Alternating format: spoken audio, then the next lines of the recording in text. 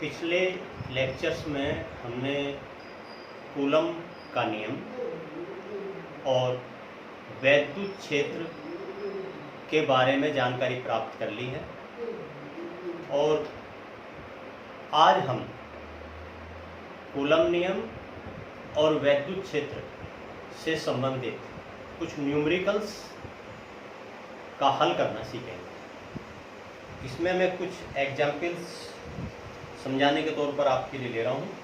आपका कार्य ये है कि इन न्यूमेरिकल को समझें और फिर जो पीडीएफ में आपको न्यूमेरिकल्स दिए जाएं उनका आप हल स्वतः करें एक बार निकाल कर, और उसके पश्चात उनका सॉल्यूशन पीडीएफ में डाल दिया जाएगा। उनका सॉल्यूशन देखकर उनके आंसर को आप मिलाएं। चलिए, सबसे पहला हम प्रश्न देखते हैं। पहला हम न्यूमेरिकल देखते हैं। 10-10 ग्राम द्रव्यमान के तांबे के 2 गोले वायु में 10 सेंटीमीटर की दूरी पर स्थित हैं। प्रत्येक 10⁶ तांबे के परमाणुओं से एक इलेक्ट्रॉन एक गोले से दूसरे गोले में स्थानांतरित किया जाता है। इलेक्ट्रॉनों के स्थानांतरण के पश्चात दोनों गोलों के मध्य कूलम बल की गणना कीजिए। आवोगाद्रो संख्या का मान दिया हुआ है 6.023 × 10⁻23 प्रति मोल। तांबे का परमाणु भार 63.5 ग्राम और एक इलेक्ट्रॉन पर आवेश, जैसा कि आपको पता है, -1.6 × 10⁻−92। चलिए, इसमें अब हम देखते हैं कि इस न्यूमेरिकल को हमें कैसे हल करना है। प्रत्येक तांबे के गोले का द्रव्यमान 10-10 ग्राम। इसमें आपको सबसे पहले जो दिया हुआ है वो आप कर लेंगे। प्रत्येक तांबे के गोले का द्रव्यमान मान लेते हैं m1 = m2 = n = 10 ग्राम। प्रत्येक तांबे के गोले का द्रव्यमान और गोलों के बीच की दूरी 10 सेंटीमीटर। आपको लिखना है पूरा कि गोलों के बीच की दूरी। मैं यहाँ पर मैं भी लिखूँ तो भी चलेगा, लेकिन आपको जब आप सोल्व करेंगे तो इस प्रकार से पूरा लिखना है। गोलों के बीच की दूरी बराबर 10 सेंटीमीटर। यदि जरूरत पड़े तो इसको हम एम के इस पद्धति में 0.1 मीटर लिखेंगे। प्रत्येक 10⁶ तांबे के परमाणुओं से हमें दिया हुआ है 10⁶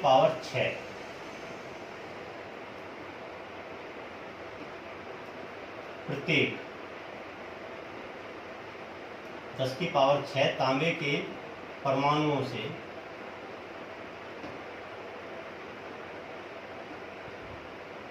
निष्कासित इलेक्ट्रॉन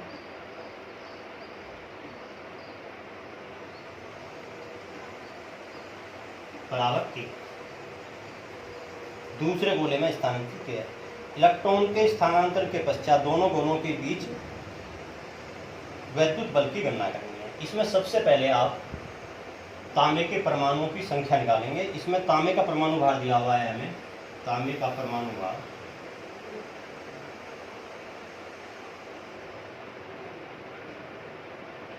m = 63.5 ग्राम। इसलिए प्रत्येक गोले में तांबे के परमाणुओं की संख्या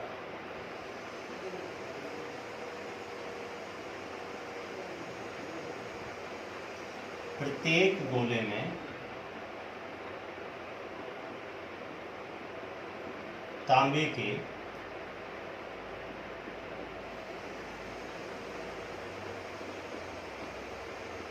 परमाणुओं की संख्या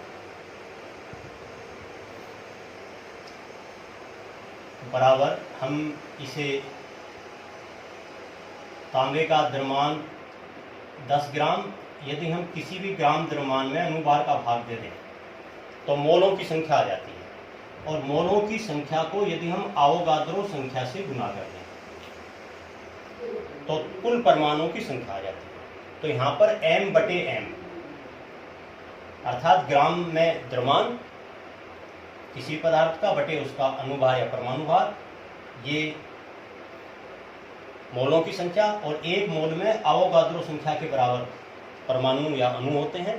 तो इसलिए हम ग्राम द्रव्यमान भार को अणुभार से डिवाइड करके और इसको अवोगाद्रो संख्या से गुना कर देंगे, तो ये गोले के तांबे में परमाणुओं की संख्या m/m × n।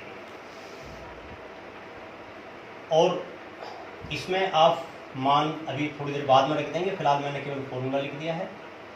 10⁶ तांबे के परमाणु से 1 इलेक्ट्रॉन निष्कासित होता है, इसलिए जो ये हमारे पास ये परमाणु की संख्या ये आई है, इसे हम थोड़ी देर के लिए हम इसको डिनोट कर देते हैं बराबर कैपिटल N से। तो एक तांबे के गोले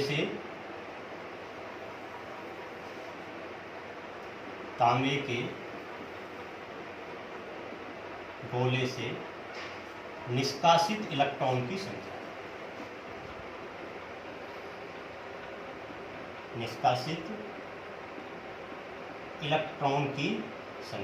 स्मॉल n मैं यहाँ पर इसको कह देता हूँ, और ये बराबर कुल परमाणुओं की संख्या में हम 10⁶, क्योंकि 10⁶ प्रति परमाणु से 1 इलेक्ट्रॉन निष्कासित हो रहा है, इसलिए निष्कासित इलेक्ट्रॉन की संख्या n/10⁶। इसलिए स्थानांतरित आवेश की मात्रा एक गोले से द्वितीय गोले पर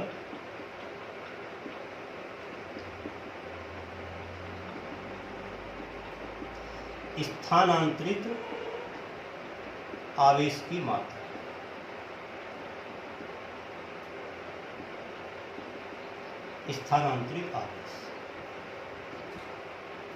Q बराबर n × 1 इलेक्ट्रॉन पर आवेश। n का मान आप यहाँ पर रख दीजिए। अब n/10⁶ अर्थात बराबर मल्टीप्लाइड बाई E बराबर m/m × Na × E।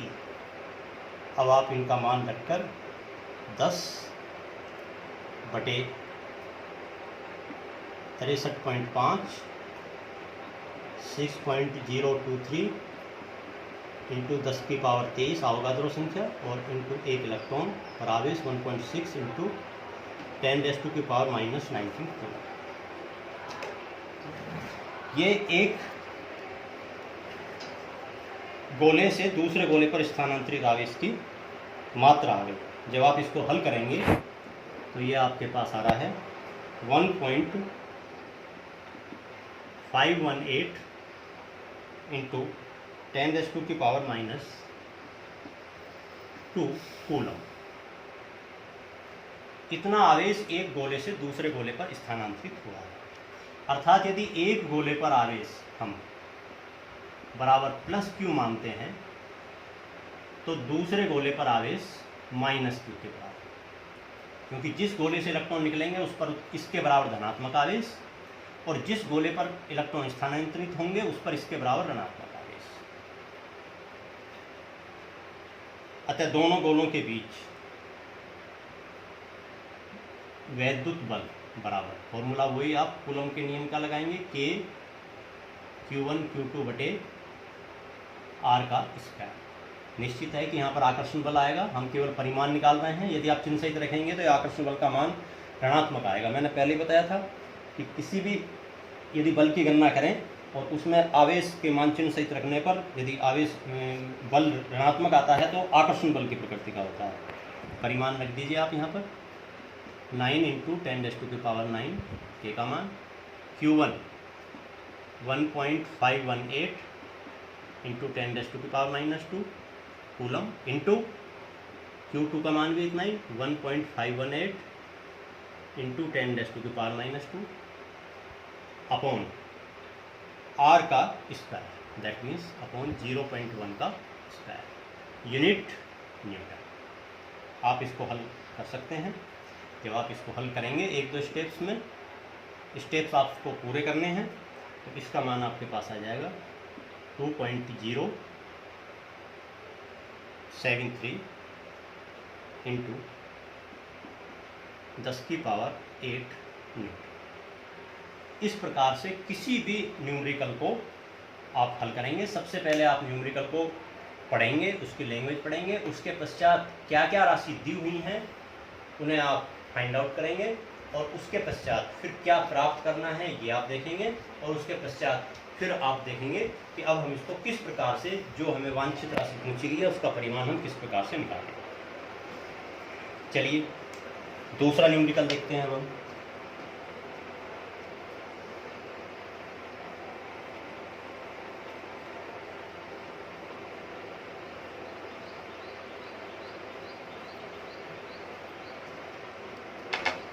देखिए दूसरा न्यूमेरिकल में हमें दिया हुआ है 2 ठीक एक जैसी धातु की गोलियां जिन पर असमान परिमाणों के विजातीय आवेश हैं, जब एक दूसरे से 0.5 मीटर की दूरी पर रखी जाती हैं तो वे एक दूसरे को 0.108 न्यूटन बल से आकर्षित करती हैं। दोनों गोलियों को आपस में स्पर्श कराकर पुनः उतनी ही दूरी पर रखने पर वे एक दूसरे को 0.036 न्यूटन बल से प्रतिकर्षित करती हैं। प्रत्येक गोली पर प्रारंभिक आवेश की मात्रा ज्ञात कीजिए। आपको यहाँ पर अब हम इस प्रश्न का सॉल्यूशन देखते हैं। सॉल्यूशन सबसे पहले हमें जो दिया हुआ है उसे आप लिखेंगे। 2 ठीक एक जैसी धातु की गोलियां जिन पर उनके बीच की दूरी है 0.5 मीटर, तो दोनों गोलियों के बीच की दूरी 0.5 मीटर, जिन पर असमान परिमाणों के विपरीत आवेश हैं। असमान परिमाणों का मतलब यदि हम एक गोली पर आवेश Q1 माने, दूसरी गोली पर Q2, यदि Q1 का मान धनात्मक तो Q2 का मान ऋणात्मक होगा, और Q1 का मान ऋणात्मक तो Q2 का मान धनात्मक, अर्थात दोनों अपोजिट प्रवृत्ति के हैं। अभी हमने इनको नहीं किया है। इनके बीच कार्यरत बल 0.108 न्यूटन बल, प्रारंभिक बल प्रारंभ में आवेशित गोलियों के मध्य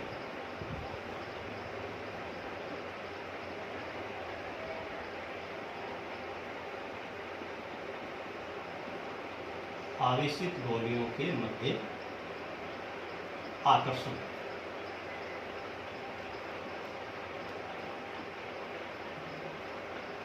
F बराबर, ये दिया हुआ है 0.108 न्यूटन, 0.108 न्यूटन।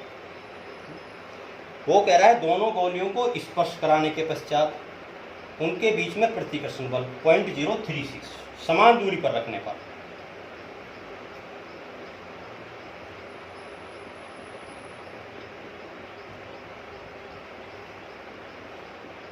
दोनों गोलियों को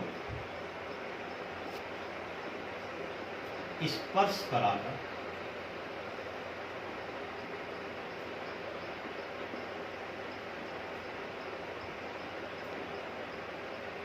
समान दूरी पर रखने पर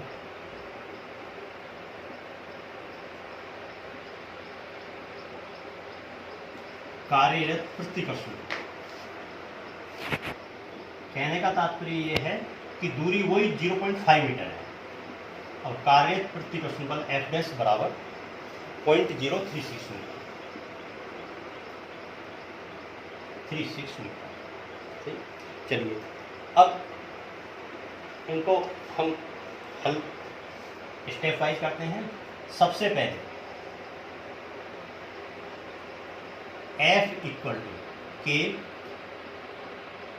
Q1 Q2 बटे R स्क्वायर से प्रारंभिक अवस्था में है, उनके बीच में जब आकर्षण बल 0.108 न्यूटन लेकर चल रहा है, इससे Q1 Q2 का मान हम फाइंड आउट कर लेंगे एफ आर स्क्वायर बटे के।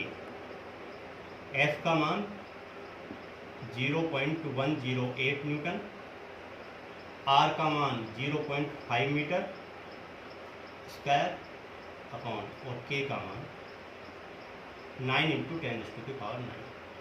ये आंसर आएगा आपका Q1 Q2 कूलम स्क्वायर में, क्योंकि हम एम के पद्धति यूज कर रहे हैं।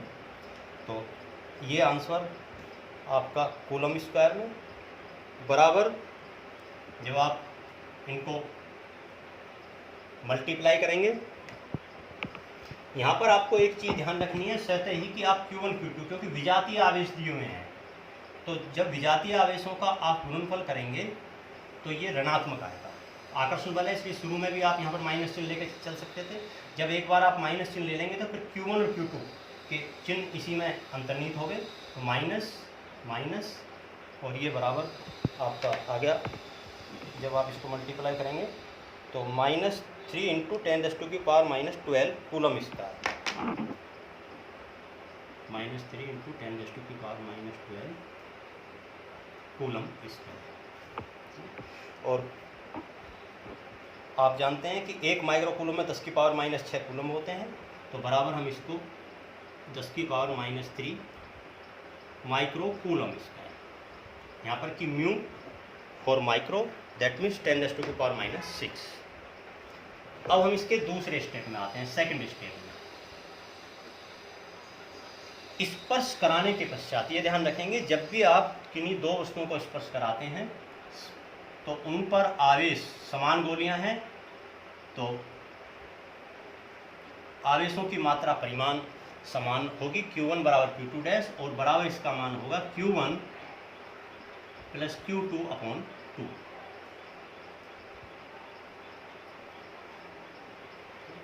जब भी आप किन्हीं दो गोलियों को परस्पर स्पर्श कराएंगे या किन्हीं दो वस्तुओं को स्पर्श कराएंगे, और यदि उनकी कैपेसिटी समान है, एक समान गोलियां हैं, तो प्रत्येक गोली पर आवेश Q1 + Q2/2। इससे आप दूसरी अवस्था में फॉर्मूला लगाएंगे, F डैश बराबर K Q1 dash × Q2 dash बटे R का स्क्वायर, पूरी हुई है। इससे आप बराबर F डैश की वैल्यू आप इसमें रखेंगे 0.036 बराबर K 9 × 10⁻⁹, और Q1 डैश और Q2 डैश की जगह Q1 + Q2/2, तो ये आपके पास आ जाएगा Q1 + Q2/2 का स्क्वायर अपॉन 0.5 का स्क्वायर। जब आप इसको हल करेंगे तो Q1 + Q2 हल करने पर बीच के स्टेप आपको सतह देखने हैं। हल करने पर Q1 + Q2 बराबर ±2,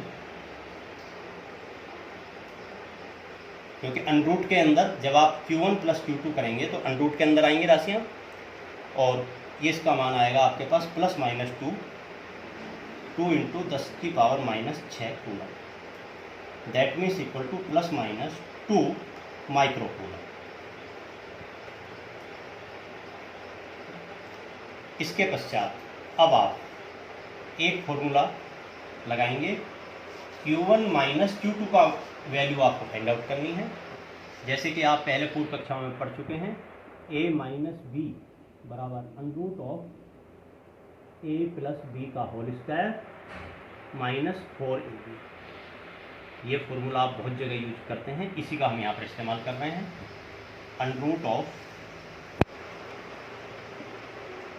√Q1 + Q2 का होल स्क्वायर -4Q1 Q2 बराबर,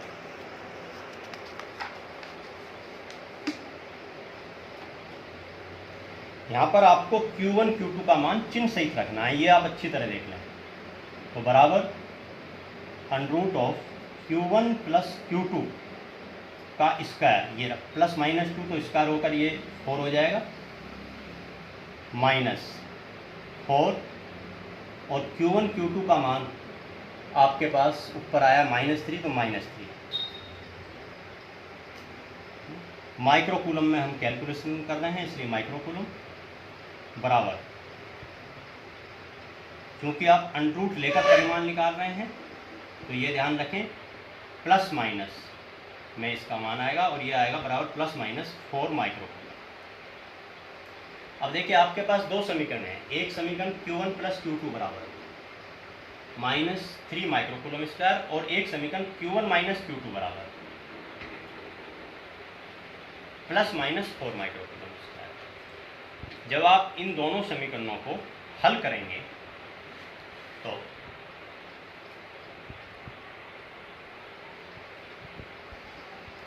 एक समीकरण आपके पास आई Q1 × Q2 बराबर -3 माइक्रो कूलम का स्क्वायर और दूसरी समीकरण आई Q1 - Q2 बराबर ±4 माइक्रो कूलम। जैसे कि आप बीजगणित में दो समीकरणों को हल करते हैं, ठीक उसी प्रकार से यहाँ पर हल करेंगे। एक बार आप धनात्मक मान लेने पर, यदि आप पहले Q1 - Q2 बराबर +4 माइक्रो कूलम लेते हैं, एक समीकरण आपके पास Q1 + Q2, एक समीकरण आपके पास ये भी है Q1 + Q2 बराबर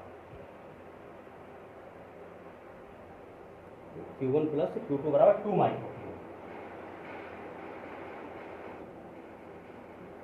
एक बार आप प्लस और एक बार माइनस चिन्ह लेकर जब आप इनको होल करेंगे, Q1 + Q2 समीकरण 1 और Q1 - Q2 समीकरण 2, जब आप इनको हल करेंगे तो Q1 बराबर यदि 3 माइक्रो कूलम आएगा, यदि आप प्लस चिन्ह लेकर हल करेंगे तो Q2 बराबर -1 माइक्रो कूलम, और यदि आप माइनस चिन्ह लेकर हल करते हैं तो आपके पास Q1 बराबर -3 माइक्रो कूलम, वो भी आंसर सही होगा, और Q2 बराबर 1 माइक्रो कूलम। इस प्रकार से दोनों ही सेट आपके मान्य हैं। और अब हम एक तीसरा एग्जाम्पल देखते हैं न्यूमेरिकल्स में ही।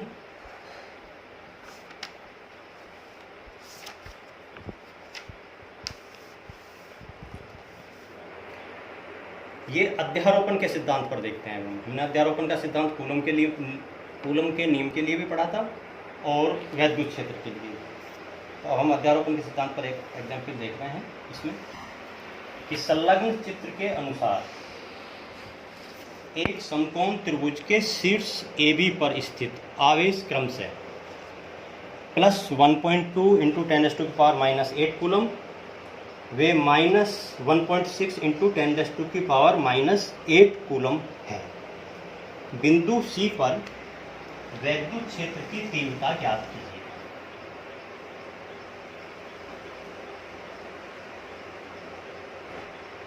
देखिए यहाँ पर आपको एक समकोण त्रिभुज दिया हुआ है,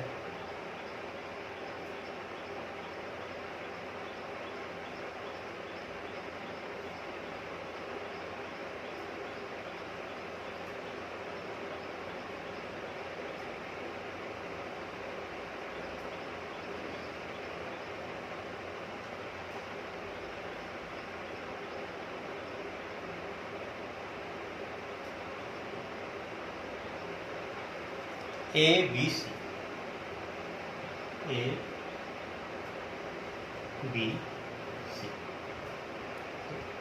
ये भुजा 5 सेंटीमीटर,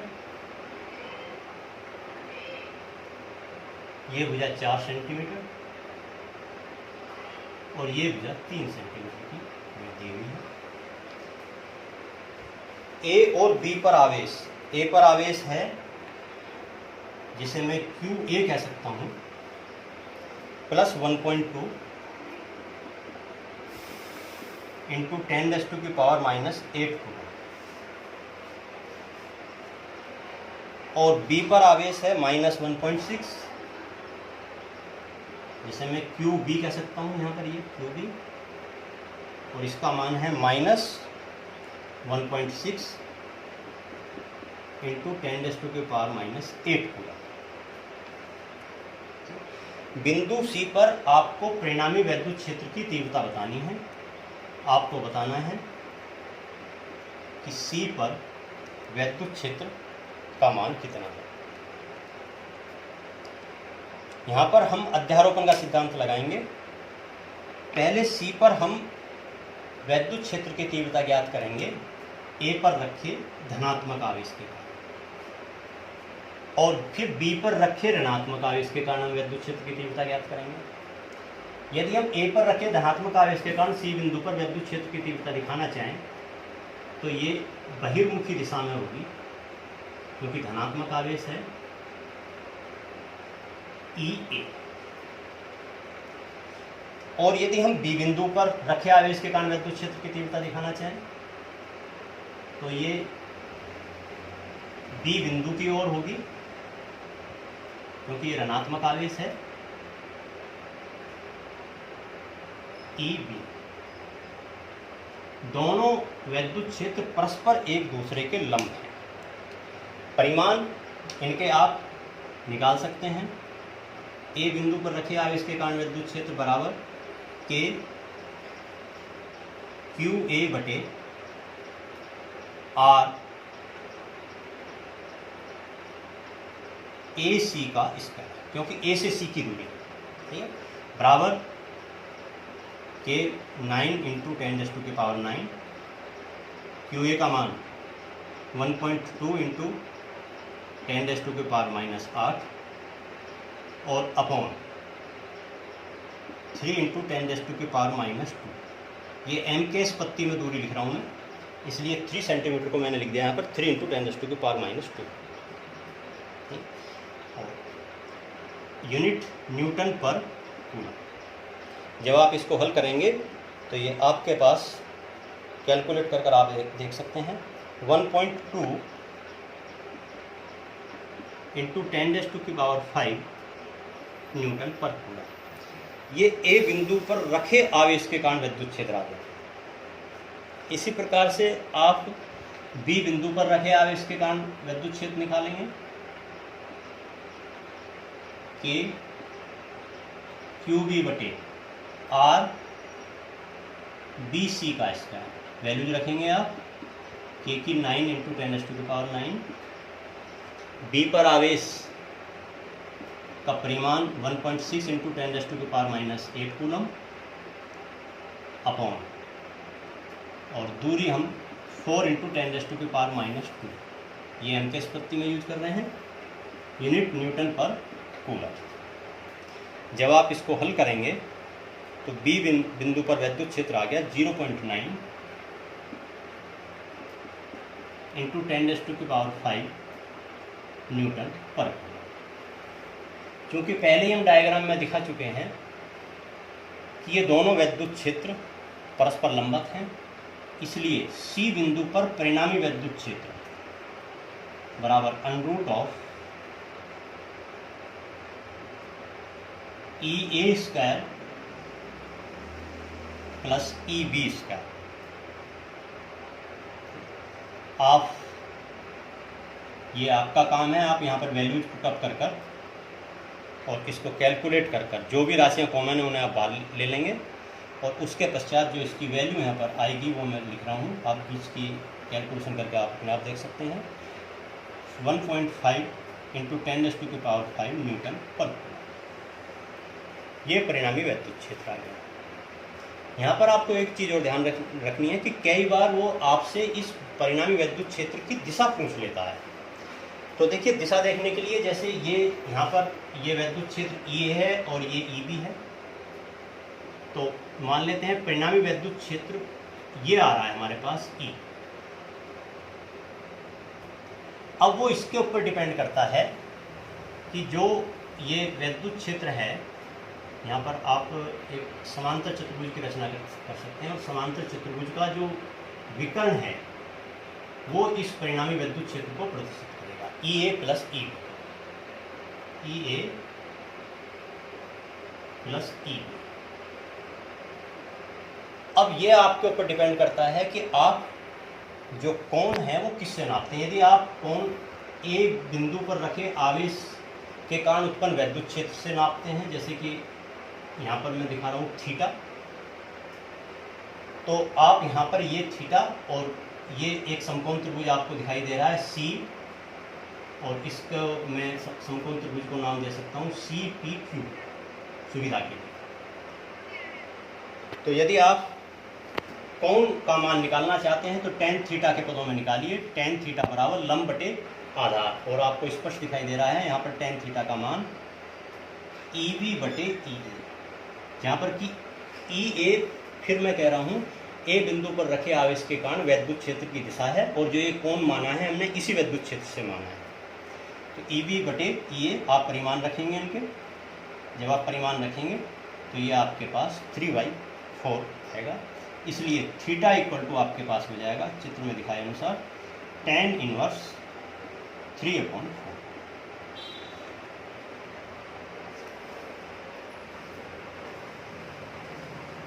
सही है। इस प्रकार से आप न्यूमेरिकल्स को निकालते चले जाएंगे। और